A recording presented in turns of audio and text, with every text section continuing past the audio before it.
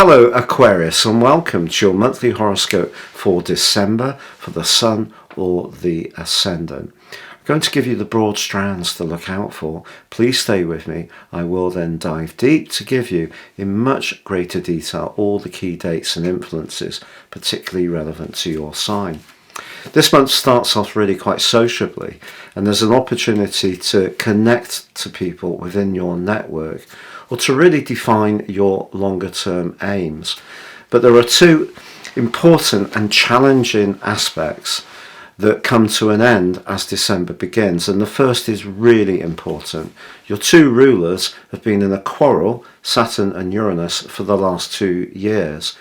Now, they were last very close together in a square between the 2nd and 12th of October. But as we come into this month, that square is opening up. It's beyond a 3-degree orb, which means that the influence is going to decline from here on in. So I can't wait to tell you about that, because if you have experienced quite a lot of frustration around where you live, how you live there and who with, but also around your own personal energy, over the last 24 months, there is an opportunity for things to lighten now.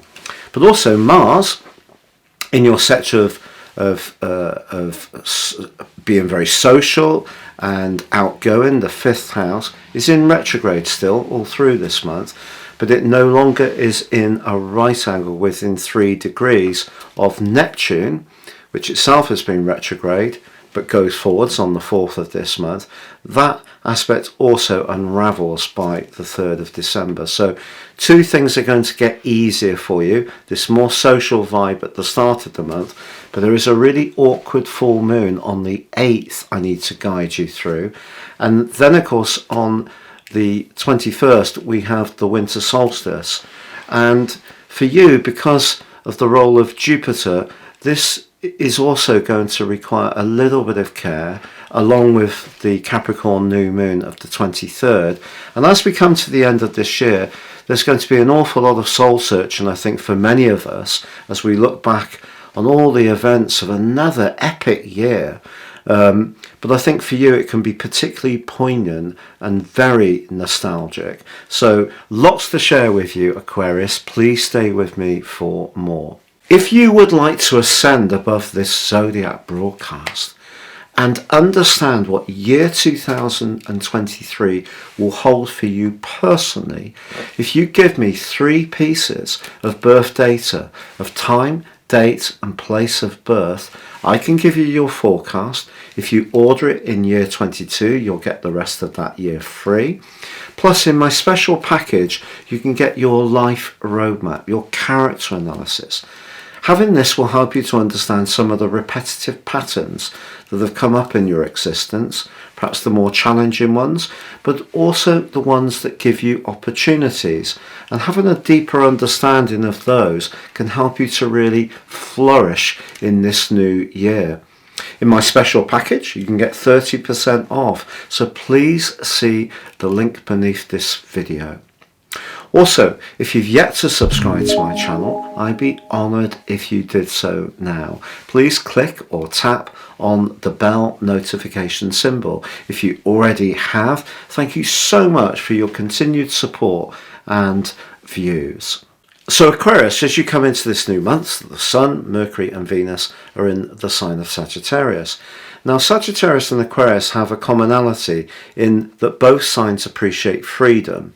That doesn't mean to say there isn't opportunities to collaborate and cooperate, but at the same time retain that innate sense of independence. So it's a good place. It's one of the brighter phases of the year for Aquarius people, but there is going to be a gradual shift towards a more reflective vibe as the month goes on. But Mars is in quite a raunchy part of your situation, as it has been since the 20th of August and will be through to the end of March, well nearly the end of March next year, but it is in retrograde, but also it's in an opposition with Venus the first 3 or 4 days of this month. Is there somebody in your social circle that has got a bit of a crush on you? Because if there is, that person could show that attraction in a much more open way. Or is there going to be an electric connection between you and someone new that you meet just by being out and about? I think there's quite a bubbly energy at the start of this month, and your personal charisma is running very high, which is very gratifying. If money, however, has caused confusion over the last few months, it wouldn't be a surprise because of Mars's square with Neptune, which may have seen you feel quite inhibited. We're all obviously dealing with some tremendous headwinds and a new financial reality. But for you particularly, I think Neptune often over the last year, since 2012, has made you particularly generous to those who are less fortunate. But Neptune goes forwards on the 4th, you'll take that. Now Jupiter starts the month in your second house. And because it's now travelling forwards after that retrograde which took it back into Pisces from Aries, it's possible that that could trigger some good financial news at the start of this month. However, on the 6th, Mercury goes into your 12th house. The 12th house is a tender area. I have Mercury in Capricorn in my natal chart. So Mercury in the 12th house for Aquarius people can see your thinking become a little more inward in the following weeks. Also, you may just want to do some deep research, analyse things very carefully. But on the 8th, we have a very powerful full moon.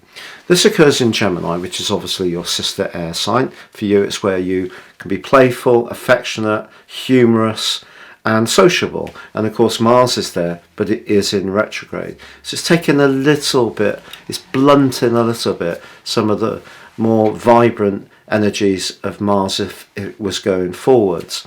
But it's right beside the moon. And when the moon and Mars are side by side, it can be a very unstable link, to be honest, because the moon in the 5th house is innately warm, affectionate. It's almost like a Leo moon. It likes to get quite a lot of attention. But I feel that things could be a bit unsteady, particularly around your love life. So maybe it's just that more than one person is going to be showing a massive interest in you, which, you know, if you're lucky enough to have that, you'll take it, won't you? And the Sun continues its opposition with Mars right through till the 10th. So the Sun's in your 11th house of the future, and Moon and Mars in the 5th house of you showcasing your individual needs. But the Sun's in that part of your horoscope to do with the collective. Now you could deal with this full moon better than many people, because this is an energy that is innately always part of you, because your 7th house or descendant in terms of your solar astrology is the sign of Leo, which is about showing off, whereas the sign of Aquarius is about the team, not the individual. So part of your life story is balancing that part of you that wants to work with others and network and be a team player, with another part of your nature that needs you to gain attention and recognition for your talents. So there could be some of that follows over the next couple of weeks.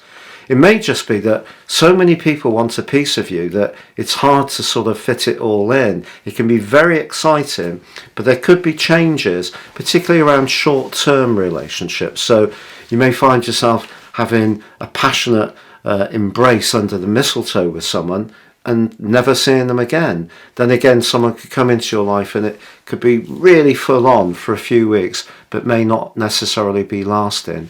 Mars is obviously about desire, lust, instant gratification. So next to the moon, it makes the moon less guarded, more risk-taking. So the part of you that's perhaps been countering being more speculative over the last couple of months because of Neptune squaring Mars, that's removed. So it's almost like you really may want to join in quite a full-on way. But then on the 10th, Venus joins with Mercury and Pluto in the sign of Capricorn. So this is a little bit of a counterbalance to that wild energy that comes from that moon of of all different types of interactions, being very bubbly and bright. And suddenly, as Venus moves, you may yearn a bit of peace and quiet, but you probably yearn most of all sincerity, trust, and knowing where you stand around relationships. So it could happen almost overnight that you go from this full-on engagement to then that part of most Aquarians which needs a little bit of time alone could start to come in much more strongly from the start of the 10th. Now also from the 10th through to the 17th, the Sun squares up with Neptune. This is a difficult one because you can be incredibly loyal to your friends, but maybe there's a friend that reaches out for some kind of help or support and you may want to do your very best to respond to that.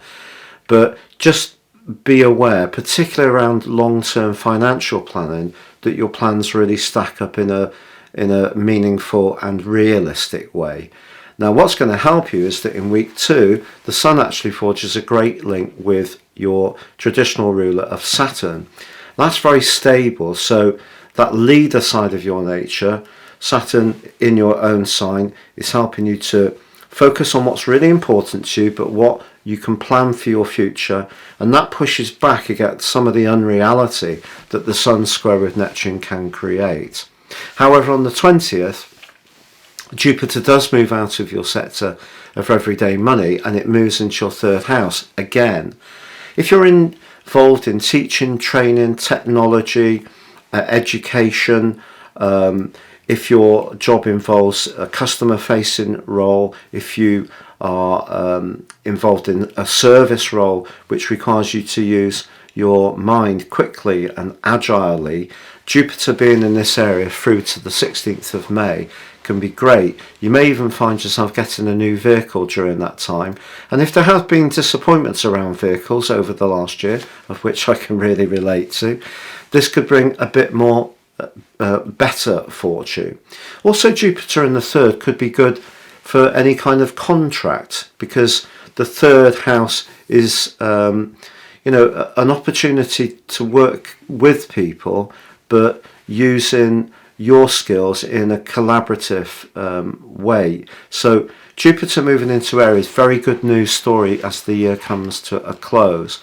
On the 21st, however, the Sun moves into the sign of Capricorn. We have the winter solstice, brings in the 4th of the cardinal quadrants, and this takes us up to the spring equinox. So the next 13 weeks could bring about that side of your nature which does like to retreat a little bit from time to time, just recharge, spend time in a peaceful location or in a contemplative space. If you're interested in natural medicines or a more spiritual domain, it's really going to be boosted, particularly because Jupiter squares this solstice. So the next 13 weeks could see your spiritual and psychological knowledge really expand. But unfortunately, the new moon, which occurs on the 23rd, the 12th house new moon is the hardest of the new moons because it is much more about the subconscious. It can be about those parts of life that we can't control, maybe in some ways to do with our anxieties and concerns. But in traditional astrology, the 12th house is about secret enemies, and of course Pluto is in this location. So since 2008 you've probably had some experience. It depends on where your Sun is in Aquarius. So if your Sun's right at the end of Aquarius and you've got personal planets in Pisces, I think you would have experienced this much less keenly.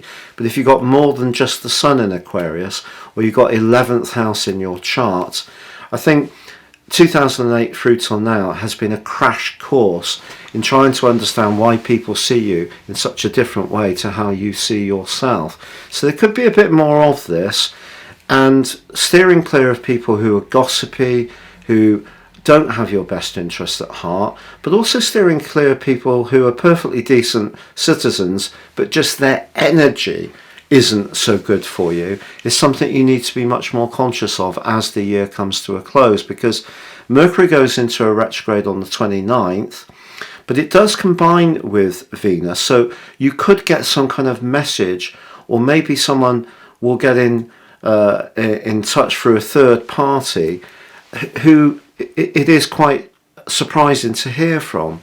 And maybe it is someone from your past. Maybe someone could offer some kind of olive branch. Venus is also combining with Pluto as the year comes to a close. If you're single, this could be significant around a secret relationship. So maybe somebody wants to get to know you slowly, doesn't want you to announce it openly. Or maybe it could be that you're attracted to someone different, and this relationship may be clandestine to begin with. Also, it's possible that in an existing relationship you will start to review whether you really want to be with this person for the long term. Now, as we reach the turn of the year, if you've watched my year 2023 forecast for Aquarius, you will remember that the midpoint between the Sun and the Moon is actually in Sagittarius. So friendships and future planning are going to be a big part of the year ahead, but you will need to have that trust factor really hammered down. So I think the end of this year could see some fair weather friends make way. Now that's always difficult, particularly if we've invested a lot in people, we've shown a lot of trust or faith or expectation. There's no easy way around these things, because often we learn the lessons through the actual situation unfolding, and of course it hurts a lot when we have separations. But it may be you that makes the decision to remove yourself from a situation which you feel isn't working.